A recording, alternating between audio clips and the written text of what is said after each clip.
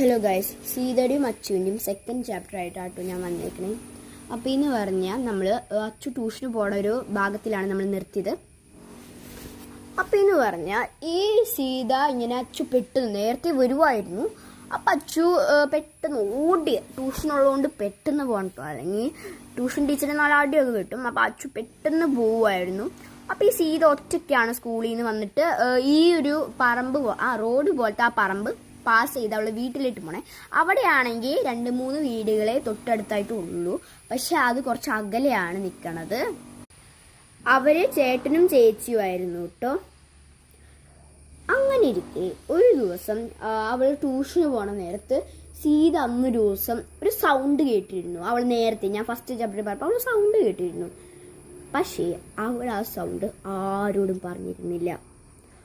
അങ്ങനെ ആ സൗണ്ട് കേട്ടപ്പോൾ അവള് രാത്രി എന്ന് പറഞ്ഞാൽ അത്ര രാത്രിയല്ല, ഒരു 6 മണിയൊക്കെ ആവണ നേരത്ത് അവളിങ്ങനെ പോവാട്ടോ, ആ പറമ്പിൽ പോയി നോക്കുവാണ്. പിന്നെ ആരുടെ ഒരു കൈ, അവള് പേടിച്ചു പോയി, അവൾ നിലവിളിച്ചു. പക്ഷെ അത് അവൾ ഉമ്മയായിരുന്നു. അങ്ങനെ ഉമ്മ അവളെ കൂട്ടിക്കൊണ്ട് വീട്ടിൽ പോയി. പക്ഷെ അച്ചു പെട്ടെന്ന് പോയതുകൊണ്ട് 8 മണിക്കാണ് സാധാരണ വരാറ്, അച്ചു വന്നിട്ടേ ഇല്ല. അങ്ങനെ ട്യൂഷന് വരാത്തതുകൊണ്ട് ഉമ്മ കിടന്നുറങ്ങാണ്, അച്ചു വന്ന് ഭക്ഷണം കഴിച്ച് കിടക്കലാണ് അച്ചുവിൻ്റെ പരിപാടി.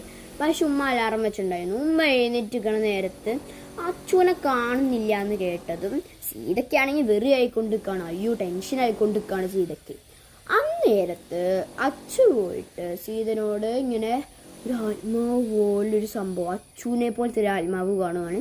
സീത വീണ്ടും നിലവിളിച്ചു. അപ്പോൾ ഉമ്മ വന്നു.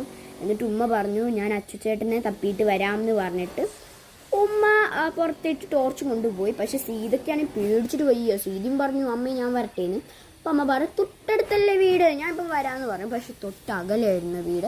ഉമ്മ ഇത് പറഞ്ഞ് അവളെ പെട്ടെന്ന് വരുമായിരുന്നു. അങ്ങനെ ആ ട്യൂഷൻ സെൻറ്ററിലെത്തി ട്യൂഷൻ ടീച്ചറിനോട് ചോദിച്ചു. ട്യൂഷൻ ടീച്ചർ പറഞ്ഞു, അവനിവിടെ നിന്ന് ഇറങ്ങിയിരുന്നു എന്ന് പറഞ്ഞു. അപ്പം ഉമ്മ ടെൻഷനായി. വീണ്ടും ഒരു ഗുഹ കണ്ടു ഉമ്മ. പക്ഷെ സീതയുടെ മുമ്പിൽ എന്തോ ഒരു സംഭവം വന്നു. അപ്പം സീതയ്ക്ക് എന്താ ഒരു കറുത്ത പുക പോലെ ഒരെണ്ണം. അങ്ങനെയാണെങ്കിൽ സീതയ്ക്ക് പേടിയായിട്ട് സീത ഈ വീട്ടിൽ നിന്ന് പുറത്തേട്ടിറങ്ങിയെന്ന് അമ്മ പറഞ്ഞിട്ടാണ് പോയത്. പക്ഷെ സീത ഈ വീട്ടിൽ നിന്ന് പുറത്തേട്ടിറങ്ങിയിട്ട് ഓടി എങ്ങോട്ടോ പോയി. എന്നിട്ട് സീത ഒരു മരത്തട്ടിയുടെ അടിയിൽ ഒളിച്ചിരുന്നു. അന്നേരത്ത് ഉമ്മ അച്ചുവിനെ കണ്ടുപിടിച്ചു. അച്ചു ഒരു മരത്തിൻ്റെ ചോട്ടിൽ എന്തോ പറ്റിയിട്ട് കിടക്കുവാണ് അച്ചു. അങ്ങനെ അച്ചുവിനെ കണ്ടുപിടിച്ച് എല്ലാം ഹോസ്പിറ്റലിൽ പോയി റെഡിയാക്കി എല്ലാം കഴിഞ്ഞ് വെളുപ്പാങ്കാലത്ത് അവിടെ വന്നപ്പോൾ സീതനെ കാണുന്നില്ല. സീതനെ തപ്പി അമ്മ വീണ്ടും, ഉമ്മ ഉറങ്ങി കുറേ തപ്പിയിട്ടു. എന്നിട്ട് സീതനെ കാണുന്നില്ല. സീതനെ കുറേ തപ്പി. എന്നിട്ട് ആ കാടുകളിലൊക്കെ